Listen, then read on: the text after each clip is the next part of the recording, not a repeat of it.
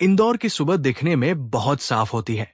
सूरज निकलते ही ऐसा लगता है जैसे शहर ने रात का बोझ उतार दिया हो और नए कपड़े पहन लिए हों। विजयनगर की चौड़ी सड़कें, राजवाड़ा की पुरानी इमारतों का ठहरा हुआ गर्व, पलासिया के सिग्नल पर भागते लोग, सब कुछ तेज, चमकदार और आत्मविश्वास से भरा हुआ दिखाई देता है। यहां हर इंसान किसी न किसी लक्ष्य की ओर बढ़ता दिखता है। इंदौर रेलवे स्टेशन के बाहर, जहां दिन भर ऑटो, बसें और गाड़ियों की आवाजें मिलकर एक लगातार शोर बनाती रहती है, वही दाईं ओर एक पुरानी दीवार के पास अक्सर एक युवक बैठा हुआ दिखाई देता था। उसके कपड़े फटे हुए नहीं थे, लेकिन बहुत पुराने थे। जूते ऐसे लगते थे जैसे किसी और के फेंके हुए हों। बाल बिखरे रहते, चेहरा थका हुआ और आंखें जैसे बहुत कुछ देख चुकी हों। लेकिन उन आंखों में किसी से कुछ मांगने की आदत नहीं थी। उस युवक का नाम नवनीत था। लोग ये नाम नहीं जानते थे। कुछ लोग उसे भिखारी कहते थे, जबकि सच ये था कि नवनीत ने कभी हाथ फैलाकर भीख नहीं मांगी। वो बस बैठा रहता था, जैसे किसी ने उसके भीतर की आवाज छीन ली हो। स्टेशन के बाहर हर दिन हजारों लोग निकलते थे। कुछ लोग उसे देखते और नजरें फेर लेते। कुछ लोग देखते ही ये मान लेते कि कुछ तो गलत किया होगा, तभी ऐसा हुआ। कुछ लोग दया के नाम पर एक सिक्का उसकी तरफ उछाल देते। नवनीत हर दिन उसी जगह बैठता था। कोई दिन ऐसा नहीं था जब वो बहुत आगे या पीछे खिसका हो। वो किसी एक जगह का आदमी नहीं था, लेकिन उसकी जगह तय कर दी गई थी, जैसे समाज ने उसके लिए एक कोना निश्चित कर दिया हो। वो किसी को रोकता नहीं था, किसी को बुलाता नहीं था। वो बस देखता रहता, भीड़ को, गाड़ियों को, दौड़ते लोगों को, और शायद अपनी ही जिंदगी के उस हिस्से को जो कहीं बहुत पीछे छूट गया था। कभी कभी उसकी आंखें किसी चेहरे पर ठहर जाती। उस दिन भी सुबह वैसी ही थी।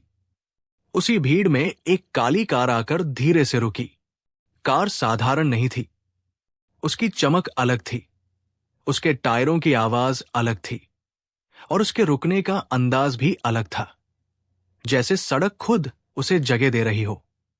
ड्राइवर नीचे उतरा, दरवाजा खोला और कार से एक लड़की बाहर निकली।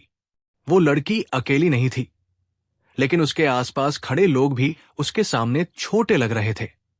उसकी चाल में ठहराव था, उसके कपड़ों में सादगी के भीतर छुपा महंगापन था, और उसके चेहरे पर वो ठंडा आत्मविश्वास जो अक्सर पैसे के साथ आ जाता है। इंदौर के लोग पैसे को पहचानते हैं। वे उसे देखते ही समझ गए, ये कोई आम लड़की नहीं है।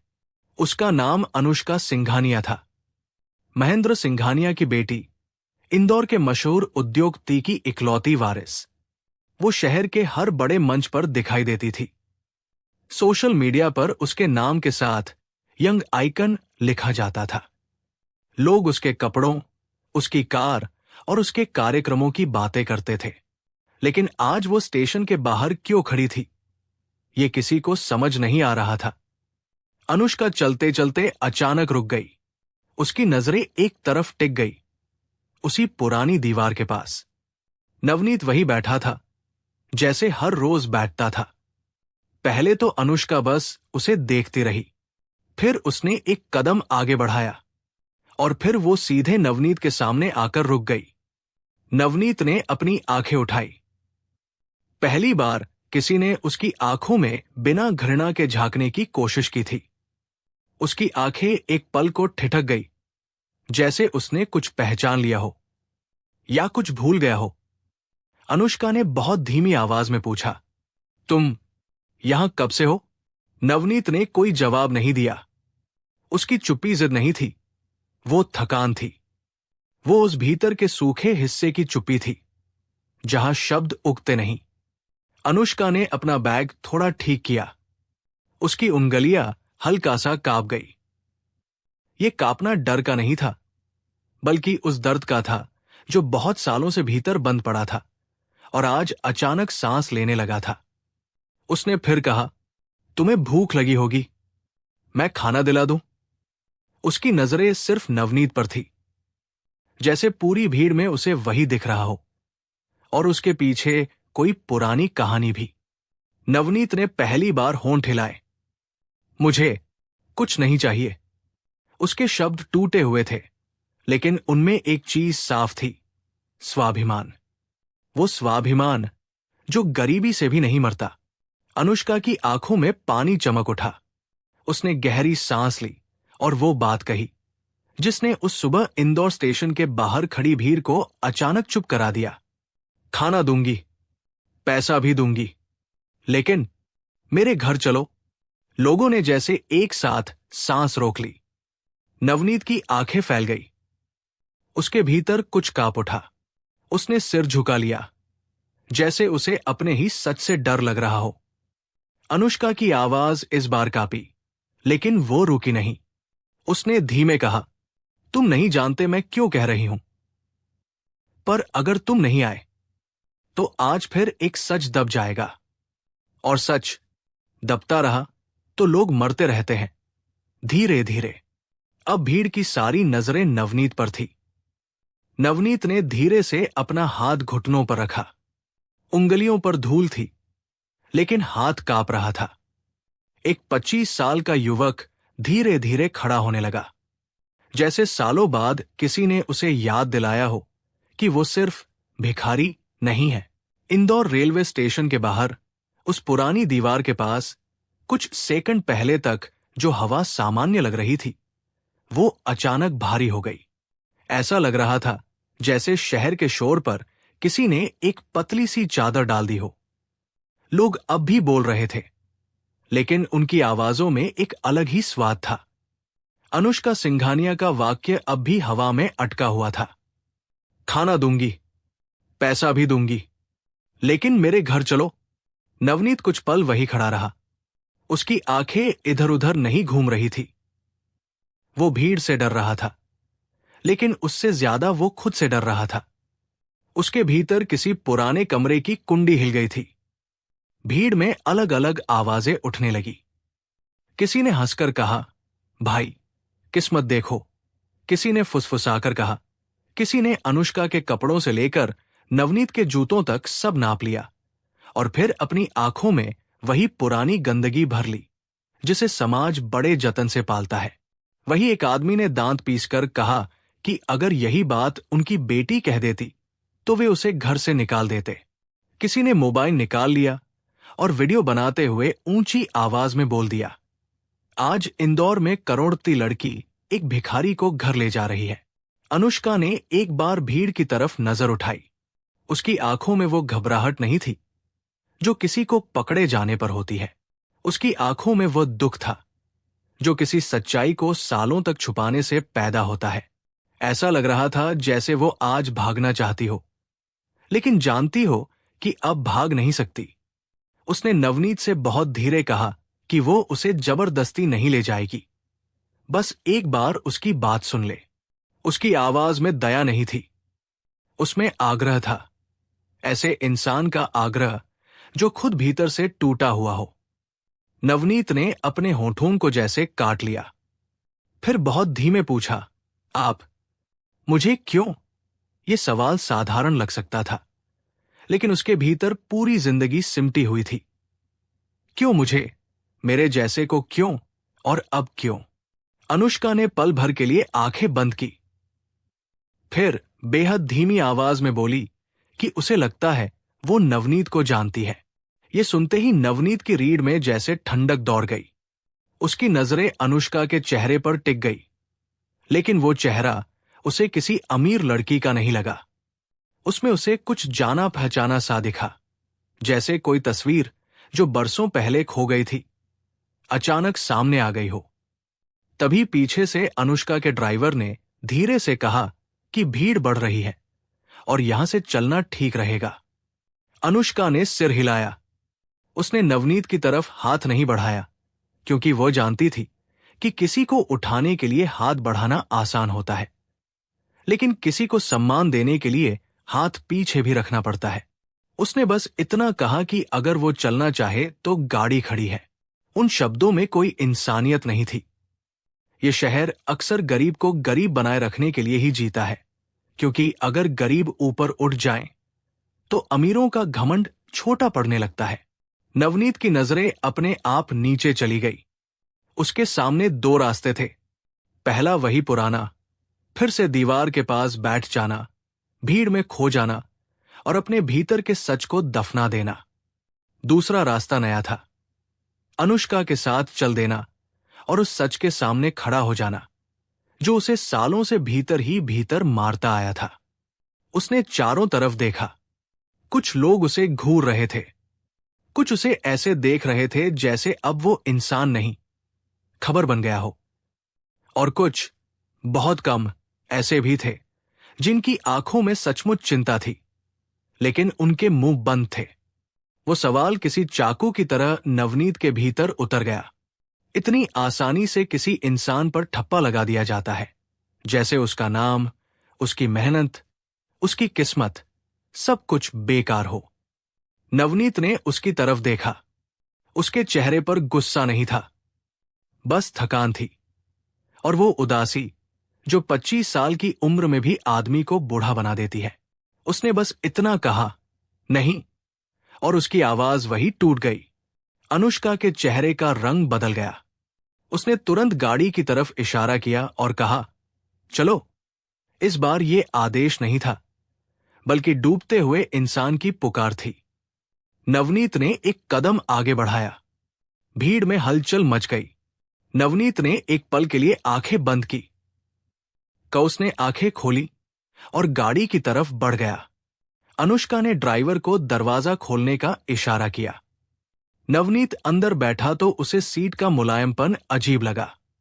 उसे लगा जैसे ये जगह उसके लिए बनी ही नहीं है। उसके हाथ अपने कपड़ों को छुपाने लगे। उसके मन में ये डर बैठ गया कि कहीं इन कपड़ों से गाड़ी गंदी न हो जाए। गरीबी का सबसे बड़ा जख्म यही होता है, इंसान खुद को ही दाग समझने लगता है। अनुष्का भी दूसरी तरफ बैठ गई। दरवाजा बंद होते ही बाहर का शोर कुछ दूर हो गया, लेकिन भीतर एक और शोर शुरू हो गया, सांसों का, धड़कनों का, डर का। गाड़ी धीरे धीरे आगे बढ़ी। भीड़ पीछे छूटती गई, लेकिन उनके चेहरों की नफरत नवनीत के भीतर चिपकती चली गई। अनुष्का ने शीशे से बाहर देखा और उसकी आंखें भर आई।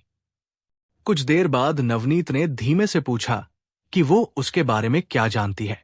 अनुष्का ने पहले कोई जवाब नहीं दिया। उसने अपनी मुट्ठी भींच ली, फिर बहुत धीमी, कांपती आवाज में बोली कि वो जो जानती है वो शहर नहीं जानता, और शायद अब शहर को जानना चाहिए। नवनीत का गला सूख गया। उसने फिर पूछा, क्यों? अनुष्का ने उसकी तरफ देखा। अब उसकी आंखों में दया नहीं थी, सिर्फ अपराध बोध था। उसने बस इतना कहा कि जिस दिन नवनीत टूटा था, उस दिन वो भी टूटी थी, और जिसने उसे सड़क पर छोड़ा वो उसका अपना था। गाड़ी आगे बढ़ती रही। इंदौर की सड़कों पर रोशनी थी, चमक थी, लोग थे, लेकिन गाड़ी के भीतर एक सच धीरे धीरे सांस ले रहा था। नवनीत ने आंखें झुका ली।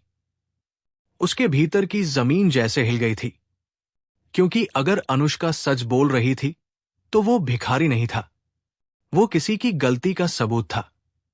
और अब वो सबूत इंदौर के सबसे बड़े घर की तरफ बढ़ रहा था। गाड़ी जब विजयनगर की चौड़ी सड़क पर मुड़ी तो इंदौर की चमक और गहरी हो गई। दोनों तरफ सजी धजी कोठियां। नवनीत शीशे से बाहर देख रहा था। उसे लगातार यही लग रहा था कि वो किसी और दुनिया में प्रवेश कर चुका है, ऐसी दुनिया में जहां उसकी मौजूदगी का कोई तय स्थान नहीं है। गाड़ी एक विशाल लोहे के गेट के सामने जाकर रुकी। गेट के ऊपर नाम चमक रहा था, सिंघानिया निवास। ड्राइवर ने गेट खुलवाया। भीतर दाखिल होते ही हरियाली, फव्वारे की आवाज और एक लंबा रास्ता दिखाई दिया, जिसके आखिर में सफेद पत्थर की भव्य कोठी खड़ी थी। नवनीत के भीतर कुछ सिकुड़ गया। उसके कपड़े, उसकी चाल और उसका बैठने का ढंग, सब उसे अचानक बोझ लगने लगे। ऐसा महसूस होने लगा जैसे वो यहां किसी मेहमान की तरह नहीं, बल्कि किसी गलती की तरह पहुंचा हो। अनुष्का गाड़ी से उतरी। उसने एक पल रुककर नवनीत की तरफ देखा और बहुत धीमे से कहा कि डरने की जरूरत नहीं है। दोनों भीतर आए। हॉल इतना बड़ा था कि आवाज भी लौटकर आने से पहले थक जाए। दीवारों पर महंगी पेंटिंग्स लगी थी, कांच के शोकेस में ट्रॉफियां सजी थी और बीच में फैला हुआ सन्नाटा किसी भारी बोझ की तरह टिका था। यह सन्नाटा आम नहीं था। ये उन घरों का सन्नाटा था जहां बातें कम और दबी हुई बातें ज्यादा होती हैं। नवनीत ने जूते उतारने की कोशिश की, लेकिन फिर रुक गया। अनुष्का ने यह देख लिया। उसने कहा कि रहने दो, यहां फर्श से ज्यादा दिल गंदे हैं। नवनीत चौंक गया। उसने पहली बार किसी अमीर इंसान को अपने ही घर के बारे में इतनी कड़वी सच्चाई बोलते सुना था। तभी सीढ़ियों से एक भारी आवाज गूंजी, अनुष्का का नाम पुकारते हुए। ये आवाज घर की नहीं, हुकूमत की थी। महेंद्र सिंघानिया नीचे उतर रहे थे। उनकी उम्र 55 के आसपास थी। सफेद बाल, सधी हुई चाल और आंखों में वो कठोरता थी जो सालों तक दूसरों को दबाने से पैदा होती है। उन्होंने नवनीत पर एक नजर डाली, बस उतनी देर के लिए जितनी देर में आदमी किसी बेजान चीज को देख लेता है। उन्होंने पूछा कि ये कौन है। सवाल सीधा था और उसमें कोई जिज्ञासा नहीं थी। अनुष्का ने गहरी सांस लेकर कहा कि ये मेहमान है। महेंद्र सिंघानिया के चेहरे पर हल्की सी मुस्कान उभरी, वो मुस्कान जो इंसान नहीं, औकात पहचानती है। उन्होंने बहुत शांति से पूछा कि क्या इसे स्टेशन से उठाकर लाया गया है, जैसे कोई हिसाब पूछ रहे हों। नवनीत ने सिर झुका लिया। उसके भीतर वही पुरानी आदत जाग उठी, खुद को छोटा कर लेने की आदत। लेकिन इस बार अनुष्का की आवाज कड़ी हो गई। उसने साफ कहा कि हां, और उसे बैठने दिया जाए। महेंद्र एक पल के लिए रुक गए। उन्होंने अनुष्का को ध्यान से देखा और पूछा कि आज वो कुछ अलग कर रही है या कोई नई मुहिम शुरू कर दी है। अनुष्का ने कोई जवाब नहीं दिया। वो सोफे के पास गई और नवनीत को बैठने का इशारा किया। नवनीत बैठ गया। सोफा मुलायम था, लेकिन उसकी पीठ सख्त थी, जैसे शरीर आराम मांग रहा हो और मन माफी। महेंद्र ने फिर से नवनीत को देखा। अचानक उनकी नजर एक पल के लिए ठिठकी, बहुत हल्की सी ठिठकन जिसे आदमी तुरंत छुपा लेता है। उन्होंने उसका नाम पूछा। नवनीत ने बहुत धीमे से अपना नाम बताया। महेंद्र के हाथ की उंगलियां कुर्सी के हत्थे पर कस गई, बस एक पल के लिए। फिर उन्होंने खुद को संभाल लिया और पूरा नाम पूछा। नवनीत ने सिर उठाकर कहा, नवनीत शर्मा। कमरे में कुछ बदल गया। हवा नहीं, बल्कि वक्त। महेंद्र की आंखों में पहली बार बेचैनी उतरी। उन्होंने अनुष्का की तरफ देखा। अनुष्का की आंखें भीगी हुई थी, लेकिन वो स्थिर खड़ी थी। महेंद्र ने धीमी आवाज में पूछा कि उसे ये कैसे पता चला। नवनीत समझ नहीं पाया कि किस बात का पता। वो महेंद्र के चेहरे को देख रहा था और अचानक उसे कुछ जाना पहचाना सा लगा। भौहों की बनावट, आंखों का झुकाव और वही चुप्पी। उसके भीतर कुछ हिल गया, जैसे कोई तस्वीर जो सालों पहले फाड़ दी गई थी अचानक जुड़ने लगी हो। अनुष्का ने बोलना शुरू किया। उसने कहा कि महेंद्र ने ही कहा था कि कुछ बातें घर की चार दीवारों में ही दफन रहनी चाहिए, लेकिन कुछ बातें सड़कों पर भटकती रहती है। महेंद्र का चेहरा सख्त हो गया और उन्होंने ऊंची आवाज में इसे बकवास कहा। अनुष्का ने आंखें बंद की और बहुत थकी हुई आवाज में कहा कि 25 साल पहले जब एक आदमी से उसकी पहचान, उसका हक और उसकी जिंदगी छीन ली गई थी, तब भी यही कहा गया था कि दुनिया को जानने की जरूरत नहीं। नवनीत का सिर घूमने लगा। उसके कानों में आवाजें गूंजने लगी। एक आदमी की चीख, एक औरत का रोना और एक बच्चे की चुप्पी। महेंद्र ने कुर्सी पकड़ ली और कहा कि यह सब बंद किया जाए। लेकिन अनुष्का आगे बढ़ी और पूछा कि क्या इसलिए बंद किया जाए क्योंकि आज वही बच्चा उनके सामने बैठा है। नवनीत ने झटके से सिर उठाया। उसकी आवाज कांप गई। महेंद्र ने इस बार नजरें नहीं चुराई। उनकी आंखों में डर था। पहली बार उन्होंने कहा कि नवनीत को गलतफ हमी हो रही है। नवनीत खड़ा हो गया। उसके पैर लड़खड़ा रहे थे।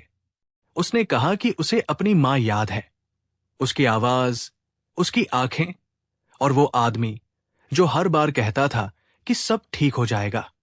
महेंद्र का चेहरा पीला पड़ गया। अनुष्का ने धीरे से कहा कि वो आदमी वही थे। कमरे में सन्नाटा टूट गया। ये अब शांति का नहीं, गिरते हुए सच का शोर था। नवनीत की सांस तेज हो गई। उसने अविश्वास से पूछा कि ये कैसे हो सकता है। महेंद्र की आवाज टूट गई। उन्होंने कहा कि सच यही है। वो कुर्सी पर बैठ गए, जैसे वर्षों का बोझ एक साथ गिर पड़ा हो। उन्होंने स्वीकार किया कि उन्होंने गलती की, अपने डर को कारोबार बनाया और एक बच्चे को सड़क पर छोड़ दिया। अनुष्का की आंखों से आंसू गिरने लगे। उसने पूछा कि फिर वो किस अपराध की बेटी है। नवनीत ने सिर झुका लिया। उसके भीतर कुछ टूट भी रहा था और कुछ जुड़ भी रहा था। अब वो जान चुका था कि वो सिर्फ एक अनदेखा युवक नहीं था, वो एक छोड़ा गया सच था। और जिस घर में वो खड़ा था, वही घर उसकी जिंदगी का सबसे बड़ा सवाल बन चुका था। कमरे में अब कोई आवाज नहीं थी, सिर्फ सांसों की भारी होती धड़कनें सुनाई दे रही थी। नवनीत खड़ा था, लेकिन उसका शरीर जैसे किसी और के सहारे टिका हो। सच ने उसे गिराया नहीं था, उसने उसे भीतर से खाली कर दिया था। वो सब कुछ सुन रहा था, समझ रहा था, लेकिन भीतर कहीं ऐसा लग रहा था जैसे जमीन पैरों के नीचे से खिसक चुकी हो। महेंद्र सिंघानिया कुर्सी पर बैठे थे।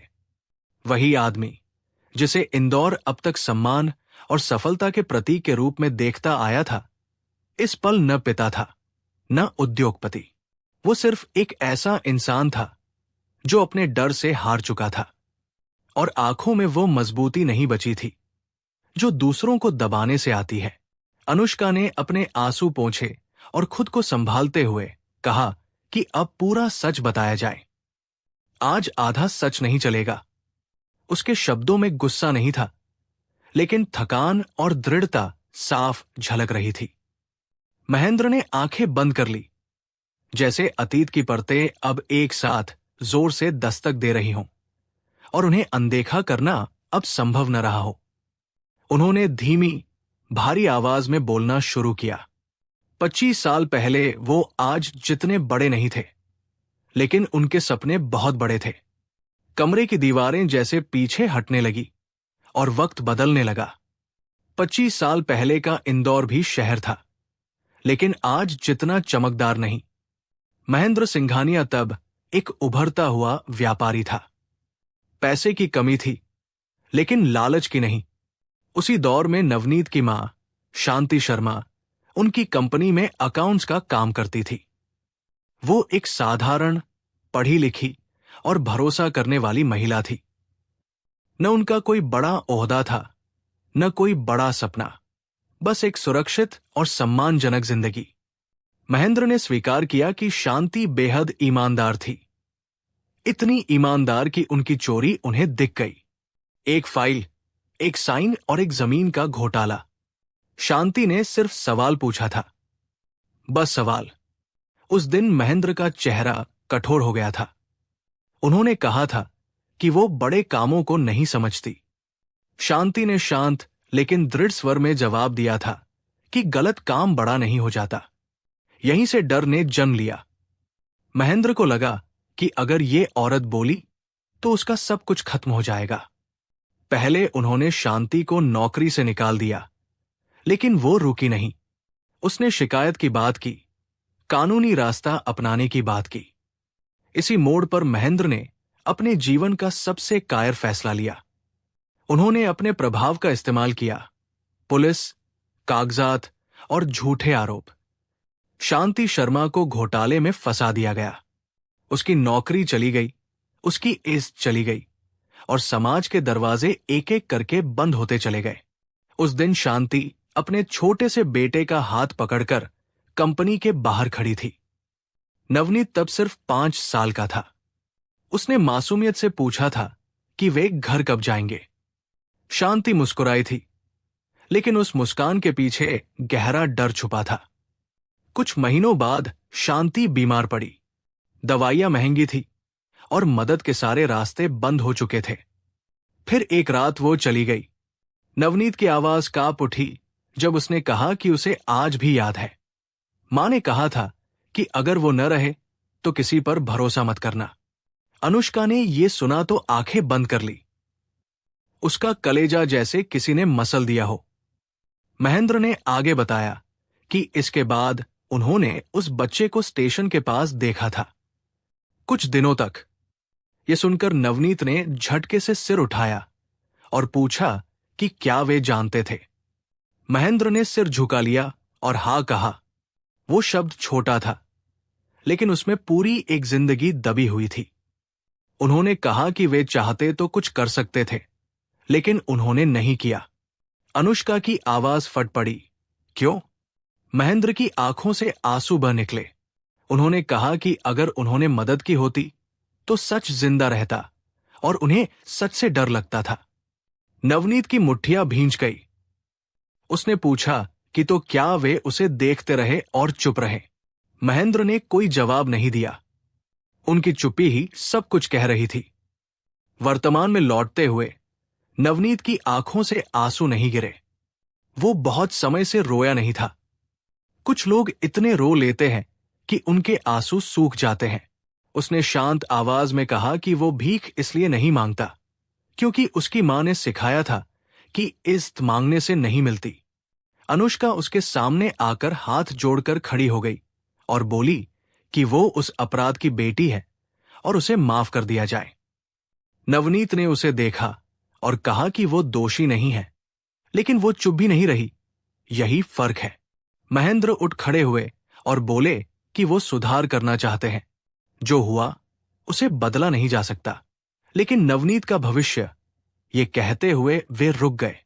नवनीत ने हाथ उठाकर उन्हें रोक दिया। उसने साफ कहा कि भविष्य दान से नहीं बनता। उसके शब्दों में कोई कड़वाहट नहीं थी, सिर्फ सच्चाई थी। उसने कहा कि अगर सच बाहर आना है तो आए। उसे कुछ नहीं चाहिए, बस इतना कि अब कोई और बच्चा सड़क पर न जिए। अनुष्का ने सिर हिलाया। उसने फैसला कर लिया था कि शहर को पूरा सच पता चलेगा। महेंद्र ने आंखें बंद कर ली। उन्हें पता था कि अब उनकी बनाई हुई दुनिया हिलने वाली है। जो सच 25 साल तक दबा रहा गया था, वो अब एक 25 साल के युवक की आवाज में इंदौर के सामने खड़ा होने वाला था। अगली सुबह इंदौर की हवा बदली हुई थी। सड़कें वही थी, चौराहे वही थे और दुकानें भी रोज की तरह खुल रही थी। लेकिन लोगों के चेहरों पर एक अजीब सी खामोशी पसरी हुई थी। ऐसा लग रहा था जैसे शहर ने पूरी रात कुछ सुना हो और अब तय कर रहा हो कि उसे बोलना चाहिए या चुप रहना ही बेहतर है। सुबह के अखबारों में एक ही खबर थी, टीवी चैनलों पर एक ही बहस चल रही थी और मोबाइल स्क्रीन पर एक ही वीडियो घूम रहा था। करोड़पति उद्योगपति पर गंभीर आरोप, छोड़ा गया बच्चा और दबाया गया सच। महेंद्र सिंघानिया का नाम, जो कल तक इंदौर में सम्मान और सफलता का पर्याय था, आज सवाल बन चुका था। वो वीडियो अनुष्का ने खुद जारी किया था। उसमें न कोई एडिट था, न कोई बनावटी ड्रामा, बस सच था, जैसा था वैसा। वीडियो में वो अकेली बैठी दिखाई दे रही थी। न चेहरे पर मेकअप था और न कोई मुस्कान। उसकी आवाज स्थिर थी, लेकिन भीतर की टूटन साफ महसूस की जा सकती थी। उसने कहा था कि वो महेंद्र सिंघानिया की बेटी है और उस अपराध की गवाह भी, जिसे उसके पिता ने सालों तक दबाए रखा। उसने बताया था कि जिस बच्चे को सिस्टम और डर ने सड़क पर छोड़ दिया था, वही आज एक आदमी बनकर उनके सामने खड़ा है। उसका नाम नवनीत शर्मा है और ये कहानी दया की नहीं, जवाबदेही की है। वीडियो के आखिर में कैमरा नवनीत पर गया था। वो वही साधारण कपड़े पहने हुए था। उसकी आंखों में न गुस्सा था और न बदले की आग। उसने बस इतना कहा था कि वो भीख नहीं मांगता, वो सच मांगता है, ताकि अगला बच्चा उसके जैसा न बने। न कोई नारा था, न कोई अपील। इतना ही कहना शहर को चुप कराने के लिए काफी था। उस दिन महेंद्र सिंघानिया ने कोई प्रेस कॉन्फ्रेंस नहीं की। उन्होंने न वकीलों से बात की और न किसी चैनल को सफाई देने की कोशिश की। वो अपने कमरे में अकेले बैठे रहे। पहली बार दीवारों पर टंगी तस्वीरें उन्हें घूरती हुई लग रही थी। ट्रॉफियां बोझ बन चुकी थी और चारों तरफ फैली खामोशी किसी सजा की तरह उन्हें जकड़े हुए थी। शाम होते होते खबर आई कि महेंद्र सिंघानिया ने कंपनी के सभी पदों से इस्तीफा दे दिया है। जांच शुरू हो चुकी थी। पुराने दस्तावेज सामने आने लगे थे और वर्षों से दबी हुई फाइलें अब बोलने लगी थी। इंदौर ने अपनी आंखों से देख लिया कि पैसे से खरीदी गई चुप्पी सच के सामने ज्यादा देर टिक नहीं पाती। नवनीत उस दिन स्टेशन नहीं गया। वो सिंघानिया निवास के पास बने एक छोटे से गेस्ट रूम में ही रहा। कमरा छोटा और सादा था, लेकिन साफ सुथरा। वो खिड़की के पास बैठा बाहर पेड़ों को हिलते हुए देख रहा था। उसे याद आया कि कभी वो भी ऐसे ही पेड़ों के नीचे सो जाया करता था, खुले आसमान को देखते हुए। अनुष्का धीरे से कमरे में आई। उसके हाथ में 2 कप चाय थे। उसने नवनीत से कहा कि उसने उसके लिए कुछ भी तय नहीं किया है, न नौकरी न घर। वो जो चाहे वही करे। नवनीत ने चाय का कप लिया और कहा कि ये पहली बार है जब किसी ने उससे उसकी इच्छा पूछी है। दोनों कुछ देर चुप रहे। ये चुप्पी भारी नहीं थी, बल्कि राहत से भरी हुई थी। थोड़ी देर बाद नवनीत ने कहा कि वो कुछ समय के लिए शहर छोड़ना चाहता है। अनुष्का ने बिना किसी सवाल के सिर हिलाकर कहा कि वह जहां जाना चाहे जा सकता है। फिर नवनीत ने यह भी कहा कि जो कुछ उसके साथ हुआ वो सिर्फ उसकी कहानी नहीं है और वो नहीं चाहता कि ये कहानी बस उसी तक सीमित रह जाए। अनुष्का समझ गई। कुछ दिन बाद इंदौर रेलवे स्टेशन के बाहर वही पुरानी दीवार खड़ी थी और वही जगह भी। नवनीत शहर से चला गया। वो कहाँ गया ये उसने किसी को नहीं बताया। शायद पहाड़ों की तरफ या किसी छोटे शहर की ओर। वो भीड़ से दूर रहना चाहता था, लेकिन सच से नहीं। अनुष्का ने उसे स्टेशन पर छोड़ा। इस बार न कोई कैमरा था और न कोई भीड़। अनुष्का ने पूछा कि क्या वो लौटेगा। नवनीत ने हल्की सी मुस्कान के साथ कहा कि वो कहीं गया ही कब है, अब बस दिखाई देने लगा है। ट्रेन चल पड़ी और अनुष्का देर तक प्लेटफॉर्म पर खड़ी उसे देखती रही। उसे ये समझ आ चुका था कि किसी इंसान को घर देना बड़ी बात नहीं होती, बल्कि किसी इंसान को सच देना सबसे बड़ी जिम्मेदारी होती है। अगर इस कहानी ने आपके दिल के किसी कोने को छुआ हो, आपकी आंखों को नम किया हो, तो इस वीडियो को लाइक जरूर करें। इसे अपने सभी साथी और दोस्तों के साथ शेयर जरूर करें, ताकि प्यार और इंसानियत की ये लौ जलती रहे।